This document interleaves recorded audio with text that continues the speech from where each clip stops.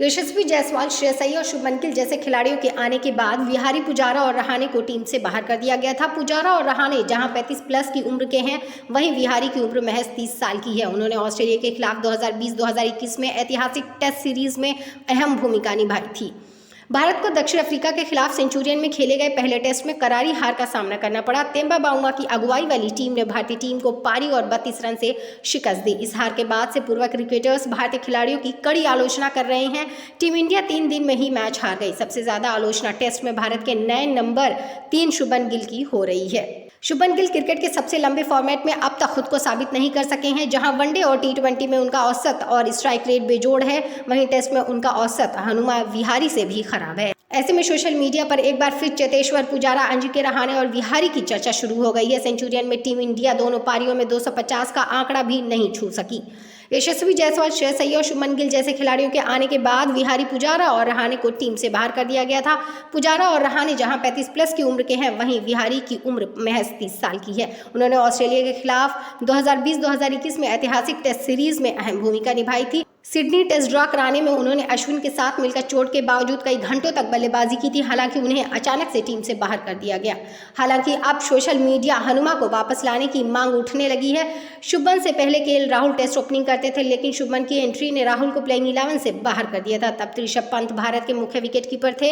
हालांकि पंत के एक्सीडेंट और यशस्वी की एंट्री के बाद राहुल को टेस्ट टीम में एक नए रोल में जगह मिली है। वह बतौर विकेटकीपर बल्लेबाज टेस्ट मैच में खेल रहे हैं। शुभमन ने अब तक 19 टेस्ट की 35 पारियों में 31.0 की औसत से 994 रन बनाए हैं। इनमें 2 शतक और 4 अर्धशतक हैं। भारतीय जमीन पर अब तक 8 टेस्ट की 14 पारियों में गिल 32.08 की औसत से 417 रन बना चुके हैं। इनमें 1 शतक और 2 अर्धशतक शामिल है। वहीं विदेशी जमीन पर 11 टेस्ट की 21 पारियों में उन्होंने 30.37 की औसत से 577 रन बनाए हैं। इनमें 1 शतक और 2 अर्धशतक शामिल है। विदेशी जमीन पर जो शतक शुभमन ने लगाए वह बांग्लादेश और वेस्टइंडीज की धरती पर आए हैं।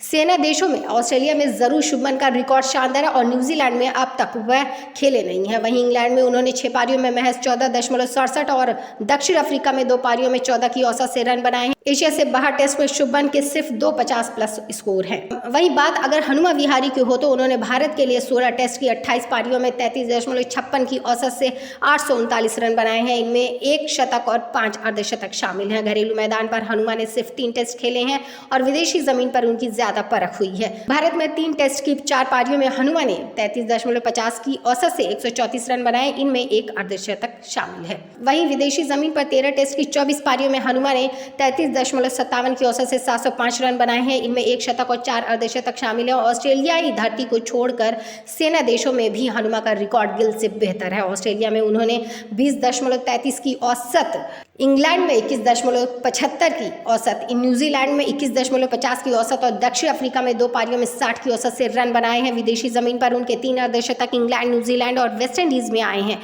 हनुमा ने एकमात्र शतक वेस्टइंडीज की धरती पर लगाया था। शुभमन और हनुमा में सबसे बड़ा अंतर यह भी है कि शुभमन ने अब तक अपने टेस्ट करियर में सिर्फ 2 बैटिंग स्थान पर खेला है। विश्व टेस्ट चैंपियनशिप 2023 के फाइनल तक वह ओपनिंग कर रहे थे, लेकिन उसके बाद शुभमन को नंबर 3 का स्थान दिया गया। वहीं हनुमा ओपनिंग से लेकर नंबर 7 बैटिंग कर चुके हैं। ऐसे में वह नंबर 3 पर एक अनुभवी बल्लेबाज की कमी को पूरा कर सकते हैं। इससे पहले टेस्ट में भारत के नंबर 3 चेतेश्वर पुजारा थे और उन्हें भी डिफेंस में महारत हासिल थी। हनुमा को भी डिफेंस में महारत हासिल है और वह पुजारा के बेहतर रिप्लेसमेंट साबित हो सकते थे। हालांकि शुभमन को जल्द ही फॉर्म में वापसी करनी होगी, नहीं तो उन्हें इस फॉर्मेट से टीम से हाथ धोना पड़ सकता है। वीडियो अच्छा लगे तो लाइक एंड सब्सक्राइब जरूर करिएगा। इसी के साथ बने रहिए मसाला बैट्स पे अन्य खबरों के साथ। तब तक के लिए नमस्कार।